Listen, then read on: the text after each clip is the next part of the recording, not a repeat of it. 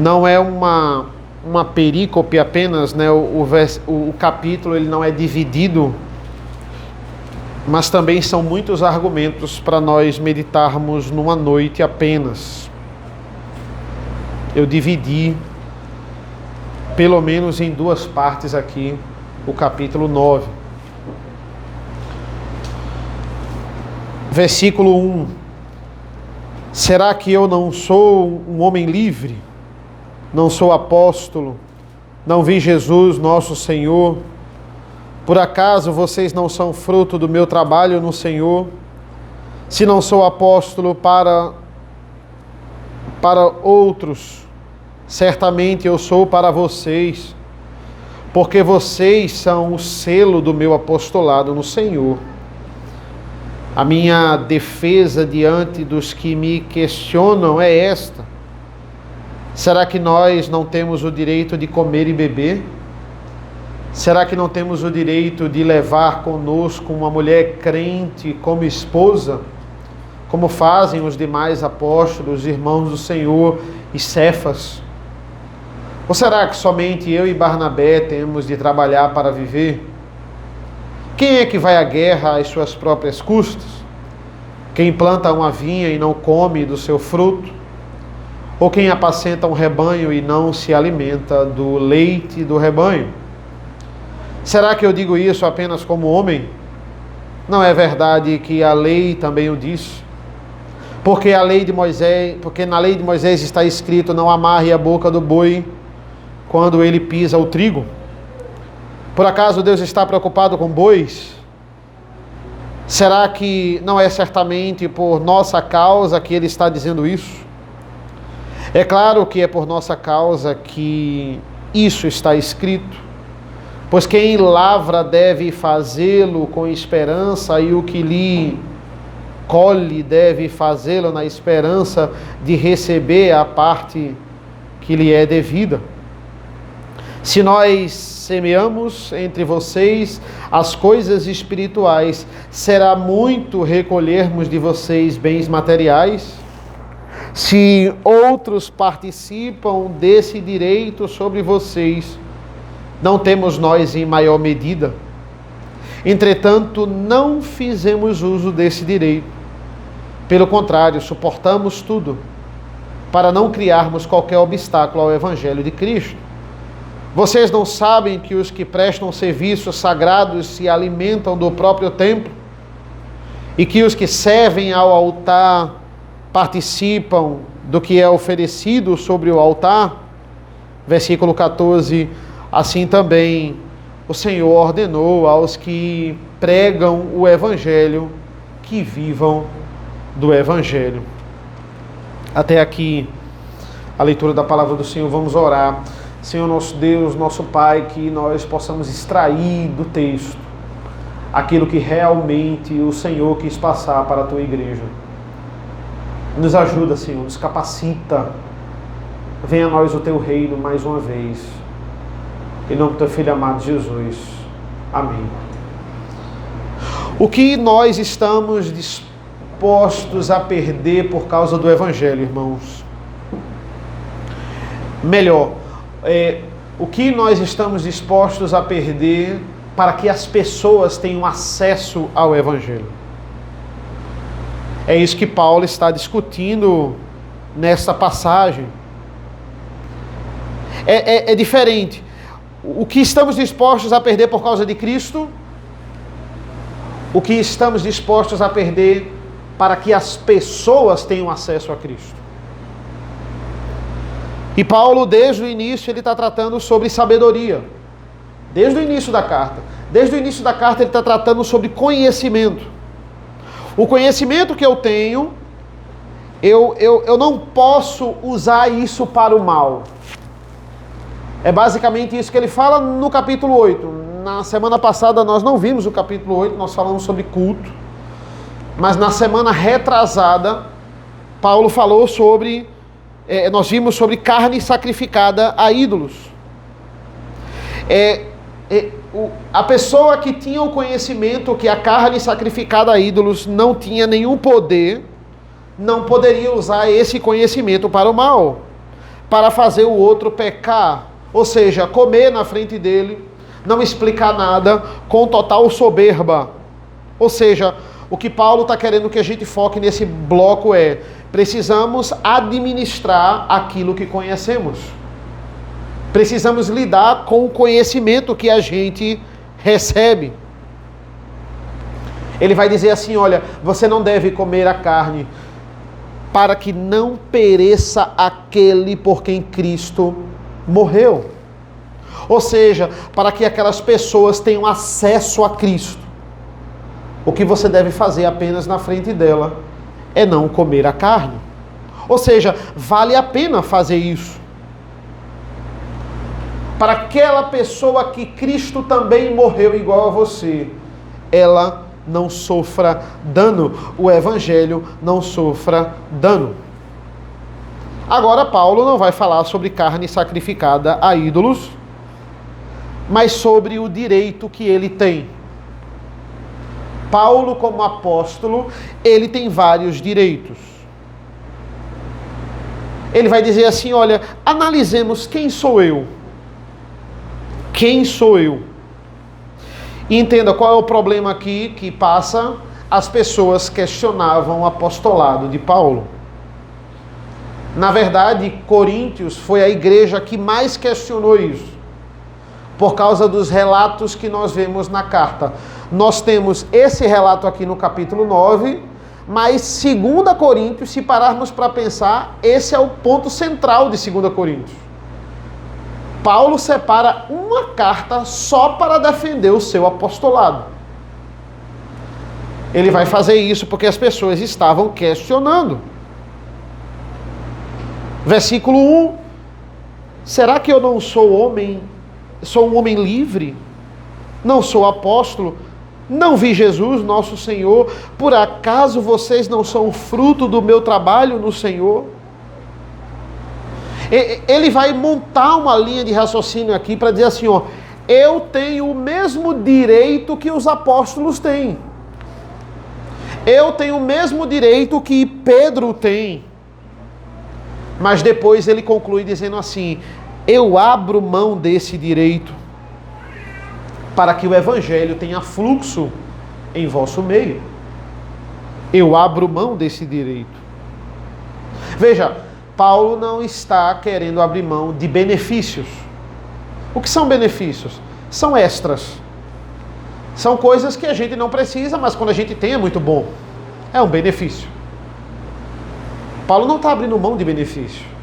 Paulo está abrindo mão do direito dele. Paulo está abrindo mão do básico que uma autoridade como ele deveria receber, e ele está fazendo isso em prol do Evangelho. Veja a parte B aqui do versículo 12. Na verdade, essa é a parte chave aqui dessa passagem. Nós chamamos de chave hermenêutica. Entretanto, não fizemos uso desse direito. Pelo contrário, suportamos tudo para não criarmos qualquer obstáculo ao Evangelho de Cristo. Eu estou disposto a perder os meus direitos. Para quê? Para não criarmos qualquer obstáculo ao Evangelho de Cristo. A coisa mais importante para mim, Paulo está dizendo, é que nada interrompa a compreensão que vocês tenham do Evangelho. O que importa é que o Evangelho chegue até vocês sem problema. Entenda, nós sabemos disso. Paulo, ele foi claramente chamado pelo Senhor. Tanto é que a literatura de Atos menciona o encontro de Paulo com Cristo na sua conversão 3 vezes. Por que não só mencionar uma vez?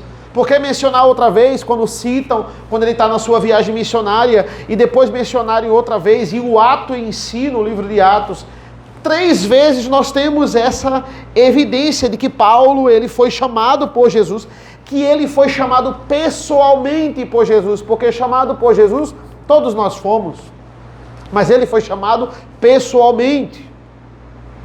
Por isso que ele não é um pastor como Timóteo. E ele vai dizer aos coríntios: vocês são o selo do meu apostolado. Vocês, coríntios, vocês são o selo do meu apostolado. Por quê? Porque no início do seu ministério ele prega aos coríntios. Paulo, pessoalmente, ele planta essa igreja. Aquela igreja que ele mais se dedicou é a igreja que mais questionava o apostolado dele. É interessante isso. Eu tenho direito, assim como os apóstolos. Versículo 5. Será que não temos o direito de levar conosco uma mulher crente como esposa, como fazem os demais apóstolos, os irmãos do Senhor e Cefas? Ainda assim, eu podendo executar os mesmos direitos dos outros apóstolos, eu abro mão. Sinceramente, apenas um parênteses, eu não sei aqui como é que os católicos defendem o celibato imposto, se o próprio versículo 5 está dizendo que Pedro era casado, e Pedro é considerado o primeiro papa deles. Como é que o celibato ele deve ser uma imposição se o primeiro papa era casado? De fato, para eu defender isso, eu tenho que ignorar alguns versículos. Aqui, meus irmãos, veja, versículos 1 e 2, ele meio que dá uma introdução do que ele quer falar. Versículos de 3 a 7, ele vai defender o seu argumento através do senso comum. Olha como é um absurdo vocês pensarem isso dentro do senso comum, tirando a lei de Deus, do que as pessoas acham. Depois ele vai para a lei de Deus, do 8 em diante ele fala da lei de Deus. A partir do versículo 11 ele vai para um conceito meio geral, mas do 8 ao 10 ele foca na lei de Deus, ele vai literalmente para Deuteronômio. Ele está dizendo, olha, ele vai dizer logo mais, esse é um princípio que todas as nações adquirem. E que bom que nós estamos pregando em sequência, meus irmãos, porque esse é o típico texto que o pastor escolhe quando ele está querendo que a igreja arrecade mais, né? Quando ele acha que a igreja precisa arrecadar mais, aí ele vai e escolhe esse texto aqui. E aí quando a gente prega em sequência, a gente se ausenta de qualquer culpa ou de qualquer sermão de carapuça, não é? Porque aqui esse é o texto que fala sobre a obrigação da igreja sustentar o pastor, certo? É basicamente isso que vai falar o texto. E Paulo, ele vai defender isso. Mas ele vai dizer, né? Quando eu prego em sequência, isso aí é basicamente o que eu acho, eu me ausento da culpa de alguém achar que eu escolhi o texto por alguma ocasião. Né? Eu não sou muito adepto a você estar escolhendo o tema para a igreja. Não, se a igreja não está arrecadando, então vamos bater nesse tema. Não. Quando a gente prega em sequência, a gente fala sobre todos os temas. A gente ficou um mês falando sobre casamento. E agora a gente vai falar sobre as obrigações que nós temos para com a igreja. Não só vocês têm obrigações, eu também tenho obrigações para com a igreja. Né? E a beleza de pregar em sequência é isso aí. A gente vê sobre vários temas no tempo de Deus. Né? Na verdade, no tempo de Deus, naquele determinado assunto. Por que eu falo isso? Porque as igrejas, elas selecionam o tema mesmo. Né? A igreja que só fala em arrecadar. Todo domingo você vai ver alguma coisa sobre arrecadação. E tem aí alguma coisa. Ou a igreja que só fala da misericórdia de Deus. Deus é só misericordioso. Ele não pune o pecado, ele é só misericordioso. Ou Deus só pune o pecado, ele só é justo, ele não é misericordioso. Você fica escolhendo esses determinados temas. E o texto começa, irmãos, com várias perguntas. Ele diz assim, será que eu não sou homem livre? Por que Paulo pergunta se ele é livre ou não? Porque justamente ele falou sobre liberdade de conhecimento, digamos assim, no capítulo 8. Ele vai dizer, aquele que tem o conhecimento, aquele que sabe que a carne não tem poder nenhum, ele é uma pessoa livre. Ele é livre porque ele pode comer sem peso na consciência, sem achar que ele está pecando ou não. Isso é um tipo de liberdade. Paulo está questionando agora, vocês acham que eu sou livre ou não? Vocês acham que eu tenho o conhecimento? Vocês acham que eu comeria a carne ou não? Qual é o time que eu estou? Dos mais fracos ou dos mais fortes? Será que eu não sou livre em Cristo Jesus?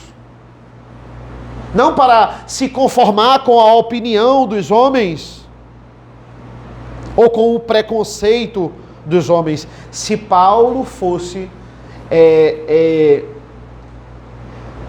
desculpe a expressão, inculcar, né? Inculcar com cada crítica que os coríntios falavam sobre ele, ele não ia executar o ministério dele.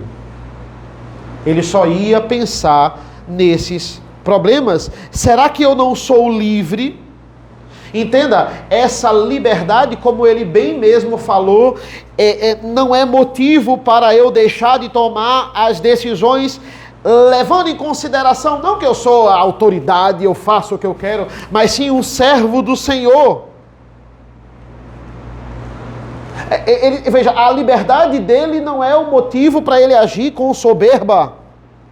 Minha liberdade não é uma autorização para pecar, como a gente até viu de manhã. Minha liberdade não é uma autorização para libertinagem. Se eu estou pensando assim, tem alguma coisa errada. Por isso que ele começa dizendo, olha, eu sou livre. Eu estou indagando aqui, acaso eu não sou livre? Acaso eu não sou apóstolo? Acaso eu não vi o Jesus, nosso Senhor? Acima de ser livre, Paulo é servo. Eu não sou apóstolo. Além de ter o direito como cristão, será que eu não tenho os mesmos direitos que os apóstolos têm? Que Pedro tem, que João tem? Ele é apóstolo. Qual é o sinal? Primeiro sinal, ele fala aqui, ele viu o Senhor. Uma das marcas do apostolado é ter visto o Senhor. A própria literatura de Paulo mostra que ele é apóstolo, como a gente sempre lê aqui quando vai falar sobre Santa Ceia. 1 Coríntios 11, eu recebi do Senhor, o que eu recebi do Senhor, eu também vos entreguei. Só quem escreve isso é quem tem uma autoridade de apostolado. Certa vez, um homem contando a um certo pastor, ele disse assim, eu estava em casa fazendo a barba e Jesus apareceu para mim e começou a falar comigo. E eu continuei a fazer a barba e ouvindo Jesus e conversamos no banheiro. E aí o pastor ficou com aquela cara nítida de incredulidade. E aí o homem ficou chateado e disse, você não está acreditando em mim. Aí ele disse, ninguém que vê Cristo continua a fazer a barba. Moral da história, você não se encontra com Jesus e continua a fazer o que você está fazendo. Paulo se encontrou com Jesus e ficou cego. João se encontrou com Jesus. João convivia com Cristo nos 3 anos do seu ministério, mas quando ele se encontra com Jesus em Pátimo, na ilha de Pátmos, não é o Jesus que estava convivendo com ele na terra, é o Cristo ressurreto, cheio de glória. Vários anos depois de ter convivido com Jesus em terra, então ele cai como morto. Ele cai com o rosto em terra. Essa é a forma. Paulo viu a Cristo. Ninguém vê a Cristo e continua a fazer o que está fazendo. 2 Coríntios 12. Paulo, defendendo o seu apostolado, ele vai dizer assim, pois as minhas credenciais de apóstolos foram apresentadas no meio de vocês, com toda a paciência, por sinais, prodígios e maravilhas. viu a Cristo, outra marca sinais e prodígios.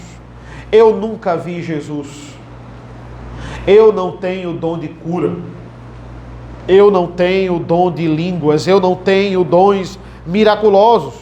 Era fundamental que o apóstolo visse o Cristo ressurreto, porque ele escreve aquilo que ele recebe do Senhor e aquilo que ele testemunhou.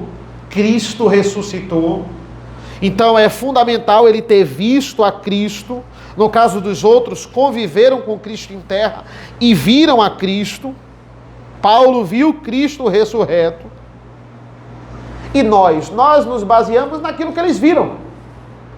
Naquilo que eles viram, naquilo que eles receberam e naquilo que eles registraram. Para que ficasse evidente do poder de Deus e de que aqueles homens estavam acima de nós, pastores. Paulo estava acima de Timóteo. Eles curavam, eles falavam em línguas. Nós não temos esse dom, porque primeiro caiu em desuso e segundo, para evidenciar que não somos apóstolos. Nós não temos o dom, também é uma evidência que não somos apóstolos, que não existem apóstolos nos dias de hoje. Paulo recebe o evangelho, irmãos, de forma imediata. Ninguém nos dias de hoje recebe o evangelho assim. Nós precisamos nos debruçar, não que Paulo não se debruçasse. Nós precisamos estudar, nós precisamos dos outros para conhecermos e nos aprofundarmos do evangelho. Hoje nós somos iluminados pelaquela verdade que eles foram inspirados. Se alguém disser que recebeu uma revelação de Jesus, como muitos dizem nas igrejas, irmãos, acabei de receber uma revelação de Jesus, e o Senhor está dizendo, faça isso e faça aquilo, saia e vá embora, porque é mentira, porque ninguém recebe revelação de Jesus, não existe isso, isso é mentira, isso é pura mentira. Ele afirma que viu o Senhor. E segundo, os próprios coríntios, era uma marca do apostolado dele, é o que ele diz no versículo 2. Se não sou apóstolo para outros, certamente sou para vocês, porque vocês são o selo do meu apostolado no Senhor. Esse é um argumento que ele joga contra eles. Olha, quem não tem a mínima desculpa para negar o meu apostolado são vocês. Olha, outras igrejas que eu não plantei, pode até desconfiar de mim, pode até duvidar, nunca ouviu uma pregação minha, nunca ouviu eu falar nada, pode até duvidar, até me ouvir, até eu conhecer ele, mas vocês não, vocês não podem. Por quê? Porque eu pessoalmente plantei essa igreja e o fruto dessa igreja é o selo do meu apostolado. Vocês são, a prosperidade de vocês na igreja é o exemplo vivo que eu sou apóstolo. Vocês são um selo. A conversão de vocês é o selo que Deus me comissionou para essa missão. Olha o episódio de Paulo plantando Coríntios. Plantando a igreja de Corinto. Atos 18, a partir do versículo 8, do 8 ao 11, vai dizer: certa noite, Paulo teve uma visão em que o Senhor lhe disse, não tenha medo, pelo contrário, fale e não fique calado. Paulo estava em Corinto. Porque eu estou com você e ninguém ousará lhe fazer mal, pois tenho muito povo nessa cidade. Jesus vai revelar isso a Paulo. Versículo 11, assim Paulo permaneceu em Corinto 1 ano e 6 meses, ensinando entre eles a palavra do Senhor. Paulo achava que o seu ministério havia acabado em Corinto, quando ele recebe uma revelação de Jesus dizendo, pois tenho muito povo nessa cidade. Ou seja, tem muito eleito aí, Paulo, e eles vão ser despertados quando você pregar o evangelho. Paulo, ele já estava indo embora e agora ele fica mais 1 ano e meio lá. Mais 1 ano e meio lá. Esse é o argumento dele. Vocês são o selo de que Deus me chamou para essa missão. Não existe motivo. Vocês não têm nenhum motivo para duvidar do meu chamado. Vocês são o selo. Quem plantou mais igrejas? Pedro ou Paulo? Provavelmente Paulo, provavelmente. A gente não tem um número exato de igrejas que Pedro plantou ou Paulo plantou, mas pela expansão do ministério de Paulo e pelo público-alvo de Paulo, gentios, a probabilidade é que ele tenha plantado muito mais igrejas. Mas certamente esse sucesso, entenda, o sucesso estrondoso do ministério de Paulo em termos de expansão também servia como um selo do seu apostolado.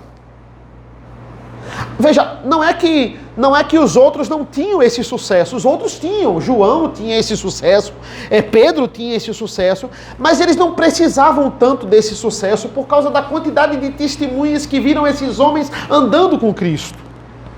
Era algo que, não, nós sabemos que vocês são apóstolos, mas Paulo, ele se encontra com Cristo pessoalmente, isso é registrado, mas não tem tanta testemunha feito Pedro e João. Algo que era uma grande evidência do seu apostolado, era quão abrangente era o seu ministério. Isso era importante para o ministério de Paulo, para autenticar o apostolado de Paulo. Por isso que Paulo usa isso como argumento. Vocês são a autenticação do meu chamado. Muitos alegam que viram Jesus. E tem igrejas que seguem pastores que dizem que veem constantemente Jesus. E que dizem que são apóstolos, porque viram Jesus. Se o argumento é dizer que viu Jesus e tem um ministério grande, pronto, eu tenho um ministério grande e eu vi Jesus. Mas essas são as mesmas pessoas que não pregam a palavra com fidelidade. Então, consequentemente, esses membros, eles foram atraídos, eles não foram atraídos pelo motivo certo. Tem igrejas abarrotadas de pastores que não pastoreiam. E a igreja não cresce de forma saudável. Qual é o maior interesse de Paulo? É passar para vocês o evangelho da melhor forma possível. Esse tem que ser o meu objetivo como pregador. Passar o evangelho da forma mais clara. Esse tem que ser o seu atrativo de vir ao culto. Consumir o evangelho, adorar ao Senhor em primeiro lugar e consumir o evangelho da forma mais clara. É isso que deve nos mover. Paulo, ele está aqui numa igreja que ele mesmo plantou. Ele plantou diretamente. Ele não fez como outras igrejas que ele mandou os seus seguidores. Ele passou quase 2 anos nela. Veja, comparado a tantos lugares que Paulo passou, a gente pode dizer que Coríntios foi o lugar que ele mais ficou. Comparado a tantos lugares que ele foi. De fato, eu não tenho certeza disso. Ele ficou mais em Coríntios. Mas assim, se você pegar as viagens missionárias de Paulo, você vai ver que ou Coríntios foi aquele mais ficou, ou está chegando bem perto. E ao mesmo tempo, é a igreja que mais demanda problema para Paulo. É onde ele tem uma carga maior de preocupação e grandes desafios. E a evidência na primeira carta de Coríntios é que veja como o apóstolo ele está pronto para isso, irmãos. Como ele é um homem usado por Deus e como ele está pronto para cada problema e cada demanda dessa. Como a carta em si, ela autentica o apostolado dele. Só um apóstolo para escrever como ele escreve, para solucionar como ele solucionou. Recebendo a revelação direta de Deus. Matthew Henry, aplicando essa passagem, ele vai dizer assim, abre aspas, não é estranho para um ministro da palavra ter retornos inadequados, ter discordâncias inadequadas pelo bem que ele tem feito ao povo. não é estranho, nem é coisa nova no meio cristão. Ele ainda continua, ele vai dizer assim: os ministros de Cristo não deveriam achar estranho serem colocados à prova por causa dos seus ministérios, mas aproveitar a oportunidade para colocar à prova a sua própria vocação e saber quem eles são, o que pensam, no que creem, onde está firmada a fé deles. Porque se de fato somos mensageiros que buscam benefícios próprios, nos primeiros grandes conflitos, correremos para o lugar onde primeiro nos der melhores condições. O pastor não deveria ser guiado por tais sentimentos. Paulo aproveitava cada diversidade no seu ministério para avaliar quem ele era. É isso que ele está começando aqui. Quem eu sou? Eu sou livre? Eu sou cristão? Eu sou apóstolo? Eu vi a Cristo? Será que eu sou apóstolo mesmo? Será que eu tenho esses direitos? Será que eu tenho o mesmo direito de Pedro? Dos outros apóstolos? Matthew Henry conclui: não é coisa nova para o ministro encontrar os piores tratamentos onde ele esperaria o melhor.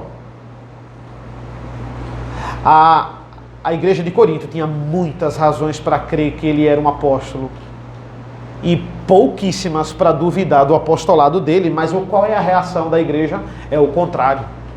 São muitas desconfianças. Muitas desconfianças. Paulo está dizendo: mais do que qualquer outra igreja, vocês têm razões para acreditar que eu sou apóstolo.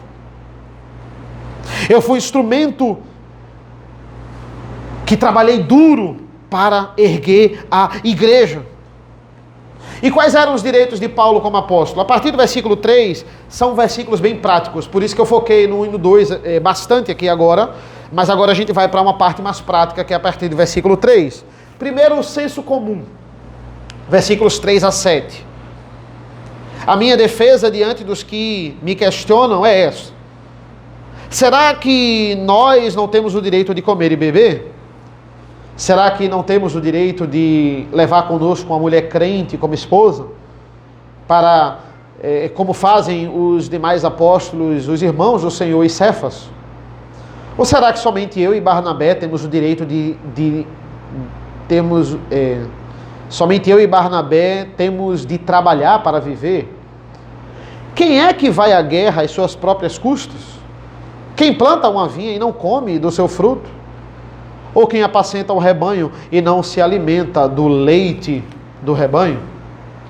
O que é que Paulo vai estabelecer primeiro, como eu disse? O senso comum. Ele vai partir do sentido geral. Paulo falou aos Tessalonicenses, e nós vimos com Filipe também na segunda-feira, muito claramente sobre trabalho. E Paulo diz aos Tessalonicenses, como Filipe mencionou pra gente: aquele que não trabalha, que não coma. Aqueles irmãos eram o fruto do trabalho de Paulo. Eles estavam recebendo o Evangelho da melhor forma. Eles estavam sendo redimidos do Evangelho, pelo Evangelho, sendo beneficiados pelo Evangelho. Paulo estava entregando todo o Evangelho puro, limpo para eles. Eles estavam sendo alimentados espiritualmente. Aí Paulo indaga: eu não tenho direito de comer e beber se eu estou dando isso a vocês? Irmãos, o apóstolo não está reivindicando uma casa na praia, né? Eu não tenho direito a uma casa na praia? Ele está dizendo assim, ele não está reivindicando um carro do ano, né? Eu não tenho direito a esse luxo. Ele está reivindicando comer e beber. Eu não tenho direito de comer e beber. Eu não tenho direito a ter uma esposa. É interessante porque Revista Atualizada, versículo 5, vai dizer assim: e também o de fazer acompanhar uma irmã, uma mulher irmã, como fazem os demais apóstolos. A Igreja Católica pega esse mulher irmã para dizer assim, ó, não era a esposa que Pedro tinha. Pedro tinha uma irmã a serviço dele, uma mulher irmã. Ela vai auxiliá-lo, ela vai ficar ali, mas ela não é esposa, ela é uma amiga, uma bênção, uma companheira, mas não é uma esposa. Aí a revista, a NAA, ela tira qualquer, porque ela já bota de levar conosco uma mulher crente como esposa, como fazem os demais apóstolos, os irmãos do Senhor e Céfas, como esposa. Aí você vai para o original, qual é a versão? Aí, a original tem uma irmã e esposa. Tem os dois. Tem o da ARA e o da NA. Nós não temos o direito de levar uma irmã e esposa. Aí, qual é a ideia? É esposa, gente. Não tem uma esposa que é uma amiga e não deve cumprir as obrigações de esposa. Não existe uma esposa que é uma irmã. Qual é a ideia de irmã e esposa? É uma esposa crente. É uma esposa que seja irmã, que, na comunhão dos santos. É uma esposa que seja eleita. Essa é a ideia original de irmã e esposa. E não, tem que ter uma freira, um auxiliar, né, para o Papa Pedro. Não é isso que ele está falando. Ou seja, é uma desgraça para um pastor ele não ter uma esposa crente, né? Não existe problema, e eu já falei sobre isso, em ordenarmos aspirantes ao ministério solteiros, embora não seja ideal, mas não é pecado, certo? Eu não considero ideal pelo cenário do seu ministério, mas também não é pecado. Ninguém está pecando ordenando ele. Mas é pecado você ordenar um aspirante ao ministério com uma esposa que não é da igreja. Isso é pecado. Porque totalmente, entra no vale da estranheza. Não tem condições. Como é que ele vai exercer o ministério com uma parceira, com uma companheira, com uma esposa que está lutando contra isso? Não tem como. Lembrem dos grupinhos no início da carta. Eu sou de Paulo, eu sou de Apolo, eu sou de Pedro. Os de Pedro estavam criticando pesadamente o apostolado de Paulo. Estava dizendo, Pedro é apóstolo. Pedro conviveu com Cristo, mas Paulo não é apóstolo. Versículo 6. Ou será que somente eu e Barnabé temos de trabalhar para viver? Aqui ele está falando sobre trabalho secular, porque Paulo trabalhava muito no seu ministério, como ninguém, né? Aqui no contexto dele, na época dele, é um baita trabalho o ministério, mas ele está dizendo, será que só eu e Barnabé temos que ter um trabalho secular e o ministério? Porque vocês estão falando, porque vocês estão dizendo, aí agora a gente tem que ter os dois? Será que esse é o nosso direito? Será que essa é a nossa obrigação? O que é que Pedro é que eu não sou? O que é que Pedro faz que eu não faço? Porque eles não precisam ter um trabalho secular e eu e Barnabé precisamos? Essa é a indagação dele. E agora fica mais sério, versículo 7. Quem é que vai à guerra às suas próprias custas? Quem planta uma vinha e não come do seu fruto? Ou quem apacenta um rebanho e não se alimenta do leite do rebanho? Qual é o indivíduo que trabalha o mês todo sem nenhuma perspectiva de sustento? Eu vou trabalhar, mas eu não quero receber nada. Essa é a lógica dele. Qual é o indivíduo que junta dinheiro para financiar a sua ida à guerra? Eu vou juntar dinheiro porque eu vou comprar a minha armadura, eu vou comprar a minha passagem para ir para a guerra, né? Eu tenho que ir para a guerra, então eu vou comprar a minha arma, eu vou comprar a minha bala. Isso não tem lógica, isso é fornecido, embora ele pague isso como uma forma de imposto talvez, mas ele não junta dinheiro para isso. Isso não é lógico. Qual é quem trabalha e não usufrui do seu trabalho? É injusto aquele que planta a vinha não comer o fruto. Ele plantou cenoura o dia todo. É injusto ele pegar uma cenoura e comer? É injusto aquele que apacenta o rebanho, ele não pegar um copo, botar leite e beber? Será que ele não pode? Será que é injusto isso?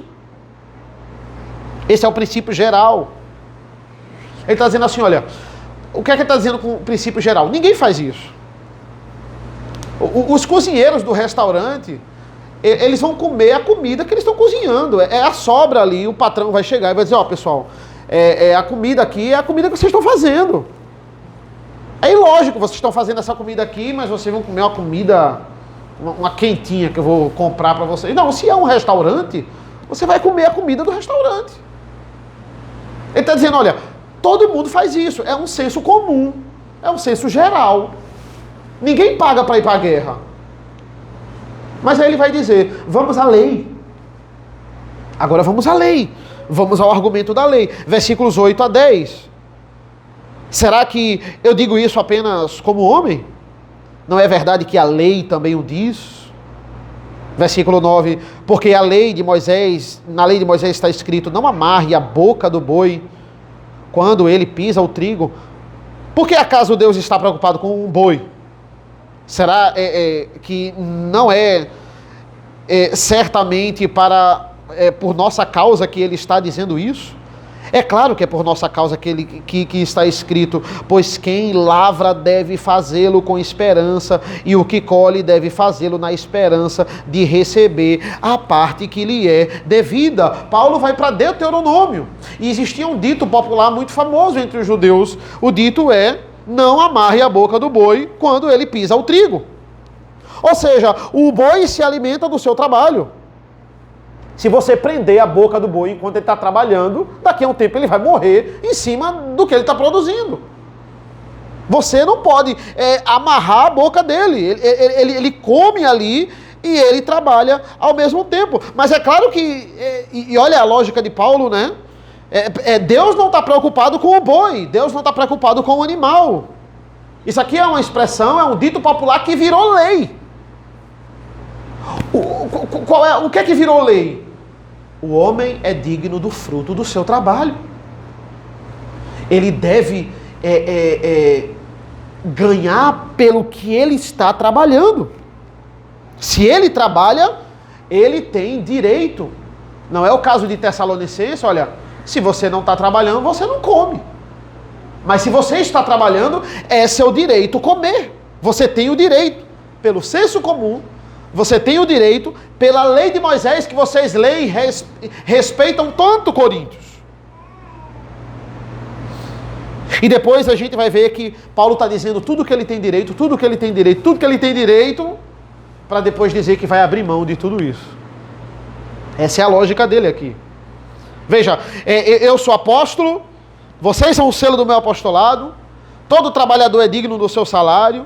Quem é que vai para a guerra a custo próprio? Quem é que planta e não colhe a plantação? Quem é que apacenta o rebanho e não bebe leite do rebanho? Moisés escreveu, não amarre a boca do boi enquanto ele pisa o trigo. Paulo está dizendo, olha, eu poderia ter uma esposa, eu poderia ter filhos, eu poderia receber da igreja para sustentar a minha família. Isso é uma parte natural do trabalho. Pedro é apóstolo e ele tem tudo isso. Porque eu não teria o mesmo direito se eu quisesse. Entenda, Paulo não é um frustrado aqui que está dizendo, poxa, Pedro tem esposa e eu não tenho. Paulo não é um frustrado de, poxa, eu não decidi ter esposa e vocês valorizam mais ele que tem uma esposa e filho, tem mais coisa para sustentar, né? Paulo não é esse frustrado aqui. Por quê? Porque Paulo, a gente já viu sobre isso, ele escolheu não casar por causa do dom que ele tem. Mas ele está dizendo, olha, isso não tira o fato de eu não ter o direito. Eu tenho direito como um homem natural. Veja, não é porque eu não uso porque eu sou menor ou eu sou menos importante que Pedro. Ele não casa por uma questão de foco ministerial e por uma questão de dom. Já vimos que ele tinha o dom do celibato. Mas o que é que vocês estão espalhando? Ele não é para usar. Pedro é, porque Pedro tem o direito. Ele não tem o direito. Ele é menor que Pedro. Esse é o argumento dos que diziam que eram de Pedro. Ele é menor que Pedro. Vocês estão errados. Eu estou mostrando a vocês que eu tenho todos os direitos. Versículo 11. Se nós semeamos entre vocês as coisas espirituais, será muito recolhermos de vocês bens materiais. Qual é a natureza do trabalho? Quais são os benefícios do trabalho de Paulo? São são bens espirituais. É o fruto do trabalho dele. São tesouros espirituais que a traça não corrói. Se plantamos tesouros espirituais, é errado colher o sustento material? Olha a primeira parte do 12, porque depois no mesmo versículo tem a adversativa. Ele vai dizer assim: se os outros participam desse direito sobre vocês, não o temos em maior medida? Paulo não vai levar isso para as autoridades civis. Ele já condenou isso na carta. Levar esse tipo de questão para uma autoridade civil. Ele não vai fazer isso. Ele não vai reivindicar os seus direitos. Até porque nesse contexto as autoridades civis não iam entender. E não é por causa disso que Paulo não vai levar. É porque ele acha que isso... ele sabe que isso é uma questão eclesiástica. E deve ser resolvido na igreja. Mas entendam, em nenhum lugar na lei, irmãos, em nenhum lugar está escrito que você tem que dar ao seu filho algo além do seu sustento. Em nenhum lugar tem isso, né? A obrigação é o pai sustentar o filho. Mas em nenhum lugar está dizendo assim que eu estou passando na rua, aí eu vejo um laço para Isabel que combina com a roupa dela. Aí eu vou comprar, mas eu disse, não, mas eu só tenho a obrigação de sustentar ela. Eu não vou dar mais, não vou dar um laço. Pra que laço, se ela tem um monte já? Ela só precisa, na verdade, de 2. Quando ele se deteriorar, eu compro outro. Ou não, ninguém precisa de laço para sobreviver. Eu não penso isso. Eu não penso, eu estou dando algo a mais para minha filha. Eu não tenho obrigação disso, eu não vou fazer. Não, eu faço com o maior prazer e com o maior empenho. Eu não penso que não era a minha obrigação, mas eu estou fazendo. Em nenhum lugar na lei está dizendo que a gente deve dar mais que o sustento, mas mesmo assim a gente faz, não faz? E faz com o maior prazer, e faz sem questionar. Não precisa ter isso na Bíblia para a gente fazer.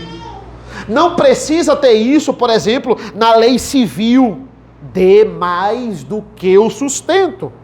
É da natureza a relação pai e filho. Eu dar o melhor para a minha filha. Você querer o melhor, cuidar do filho. É da natureza da relação pai e filho. O filho honrar o pai. Não precisa existir uma lei onde obrigue, por exemplo, o filho a se sustentar depois de casar. O filho sabe que quando ele casar, ele precisa sustentar. Isso é natural. E a minha filha precisa entender, olha, quando ela casar, ela vai ter que se virar com o marido dela. Não que eu seja impedido de ajudar em alguma coisa. Eu posso ajudar. Eu quero ajudar. Mas no dia a dia, eles precisam se sustentar. Não tem lógica eles não poderem se sustentar e casar. Como é que eles vão se sustentar? Não tem lógica. E não precisa ter lugar nenhum na palavra de Deus isso para você entender isso, para o filho entender isso, para o pai entender isso. É importante a consciência. Essa é a lógica de Paulo. Veja, não é natural eu mencionar os meus direitos para vocês. Não é natural. Não é natural eu estar aqui reafirmando a minha vocação. Enquanto outros, olha o absurdo do versículo 12. Se outros participam desse direito sobre vocês, não o temos em maior medida. Se vocês estão sustentando o vigilante da igreja, se vocês estão sustentando a secretária da igreja, se vocês estão sustentando o faxineiro da igreja, vocês estão pagando a CELP, a energia, a água, vocês pagam a decoração para deixar a igreja mais bonita. Vocês acham que vocês não devem sustentar quem alimenta vocês com comida espiritual? Eu preciso defender isso, aquilo que eu tenho direito. Na verdade, a gente não teria que receber em maior porção. Se eles têm esse direito, nós não temos muito mais. Essa é a lógica de Paulo aqui. O próximo passo seria Paulo dizer assim: por causa disso eu vou processar vocês, né? Ou por causa disso eu fiz o meu banco de horas aqui. Olha aqui horas extras, eu quero cada uma delas. Por causa disso, não falem mais comigo, falem com o meu advogado, né? Isso é um argumento, irmãos, para alguém que quer reivindicar algum direito. É um argumento proposital, é um argumento típico das duas uma. Ou Paulo agora vai processar a gente, ou ele vai pedir um aumento. Pede logo, Paulo, teu aumento. Falasse aí, arrotasse todos os teus direitos. Agora pede o teu aumento, porque esse é o discurso de quem quer um aumento, de quem vai pedir dinheiro. Mas a virada é o versículo 12. É a adversativa. Ele vai dizer agora, entretanto, olha os meus direitos, mas entretanto, não fizemos uso desse direito. Pelo contrário, suportamos tudo para não criarmos qualquer obstáculo ao Evangelho de Cristo. Esse é o ponto mais alto. Eu não quero que eu tenha direito. Eu não estou pedindo nada a vocês. Eu vou continuar sem pedir. Eu abro mão de esposa, eu abro mão de filhos, eu abro mão de ter os salários, porque Cristo é mais importante para mim do que o meu próprio sustento, do que a própria comida e a própria bebida. Paulo está dizendo, se o problema é dinheiro, eu não quero receber. Eu trabalho fora. Eu vou lá, vou fazer tendas, mas o Evangelho vai ser pregado sem impedimento. Paulo ama o Evangelho. Ele ama o Evangelho. O Evangelho é tudo para ele. É em primeiro lugar. E vejam como isso faz totalmente sentido no bloco a partir do capítulo 8. Se eu abro mão dos meus direitos, porque tem pessoas em Coríntios que são fracas, que não são maduras, que não estão conseguindo ouvir o Evangelho com o fato de eu receber bens materiais de vocês, por que você não abre mão de comer uma carne? Para não escandalizá-lo. Se eu estou abrindo mão de tudo, por causa do Evangelho, por que você que tem tudo, não abre mão de comer uma carne? Sigam o meu exemplo. É a mesma ideia do escândalo aqui. É meu direito. Aquele que me ofendeu, vir me pedir desculpa. Mas eu lanço mão do meu direito para ir até aquele que me ofendeu e que o Evangelho tenha acesso a ele. É meu direito, mas eu vou abrir mão. Esse é o ensinamento aqui. Veja os versículos 13 e 14. Vocês não sabem que os que prestam serviços sagrados se alimentam do próprio templo? E o que servem ao altar participam do que é oferecido sobre o altar? Versículo 14, assim também o Senhor ordenou aos que pregam o Evangelho que vivam do Evangelho. Os sacerdotes se alimentavam do sacrifício. Essa é a lógica dele. Quem prega o Evangelho deve viver do Evangelho. Qual deve ser, irmãos, a medida do trabalho de um pastor para que o Evangelho alcance as pessoas? A medida é a possibilidade até de perder os seus direitos em prol do Evangelho. Qual deve ser a obrigação de uma igreja para alguém que é fiel e está alimentando a igreja com bens espirituais? Se recebemos bens espirituais, devemos conceder o sustento dele. Muitas pessoas ainda indagam: por que eu devo contribuir na igreja? Um dos pontos é sustentar quem prega o Evangelho. Esse é um dos pontos. Mas existem outros também. Por exemplo, é nítido no Antigo Testamento a necessidade que as igrejas têm de cuidar dos necessitados da própria igreja. A igreja, ela tem que focar nisso. A Bíblia fala sobre isso. Por exemplo, aqueles que na igreja que defendem o cuidado com o pobre, com o necessitado, mas eles não contribuem na igreja. É um discurso totalmente longe da prática. Paulo estava pronto para zelar pelo direito dos seus. Dizer que, olha, Pedro, ele está certo em usar os seus direitos. Ele está certo, ele não está errado não. Eu não estou criticando Pedro, mas eu quero abdicar dos meus para não atrapalhar o acesso do Evangelho. Todos aqueles que pregam o Evangelho têm direito de viver pelo Evangelho. A igreja deve cuidar daqueles que pregam e falhamos em nossa obrigação para com Cristo se não fizermos isso. Assim como falha o pregador, e existem muitos que são sustentados pela igreja, não recebem apenas direitos, mais bonificações, mais extras, mais luxos e muito mais, e negam a palavra para a igreja. Negligenciam a palavra para a igreja, não dão o sustento espiritual de forma simples, de forma clara, que a igreja entenda, no cuidado da alma da igreja do Senhor. Eu e vocês, nós devemos verificar os nossos direitos, se eles estão ficando acima do acesso ao Evangelho das pessoas. Então, concluindo, irmãos, veja, existem igrejas que têm condições de sustentar os seus pastores. E aqui é uma declaração aberta. Eu louvo a Deus por essa igreja. Eu me considero hoje, no meu ministério, falo de coração, um pastor privilegiado. Posso falar isso e em nome da minha família.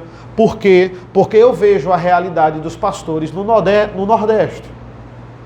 Pastores presbiterianos. A realidade dos pastores presbiterianos no Nordeste, ela é subhumana. Depois vocês me perguntam e depois eu posso responder qual é o piso salarial da IPB. A IPB determina no seu Supremo Concílio um piso salarial. A gente pode discutir depois se ele é muito alto ou se ele é muito baixo. Mas existem pastores, irmãos, que eles ganham menos que um salário mínimo e eles têm que dar conta de uma igreja cheia de problemas. E essa igreja, um dos problemas dela é que ela facilmente poderia lidar ou piso ou muito mais. Mas ela negligencia, ela está preocupada, não é com o sustento do pastor, ela está preocupada com a comida das crianças no cultinho. Ela está preocupada com a guitarra que tem que trocar urgentemente. Ela está preocupada com o estacionamento que tem que ampliar. E o pastor, aquele que está alimentando a igreja com alimento espiritual, ele está se afundando em dívida. E esse conselho, ele vai dar conta a Deus das decisões antibíblicas deles. E que Deus tenha misericórdia desses pastores, irmãos. A lei de Moisés, ela diz, não amarre a boca do boi enquanto pisa o trigo. E só para concluir, irmãos, como é que alguém chega ao ponto de abdicar de todos os seus direitos, como Paulo? Só tem uma explicação, é alguém que sabe e tem a convicção exata do direito que ele tem diante do Senhor. Nenhum direito. Esse é Paulo. Como pecador, ele não tinha direito à salvação. Como homem fraco, ele não tinha forças físicas nem intelectuais para se achegar ao Senhor. Paulo sabia disso. Paulo sabia quem ele era e o que ele era agora por causa de Cristo. Ninguém, pelo seu conhecimento, chega ao Senhor com a sua força. O que é que Paulo fazia com a sua força física, com a sua força intelectual? Ele bolava planos para perseguir os cristãos. Ele lutava contra Deus. Saulo, Saulo, por que me persegues? Ele matava os seguidores de Cristo. Ele afirma, eu sou o principal dos pecadores. Somente alguém que sabe que se recebesse o que ele merecia, ele seria destruído, ele iria para o inferno. Quem entende que esse era o seu real direito, está disposto a abrir mão de todos os seus direitos. Louvado seja Deus, porque esse homem recebeu a revelação e nos revelou a sua santa palavra através do Espírito Santo. Amém, meus irmãos?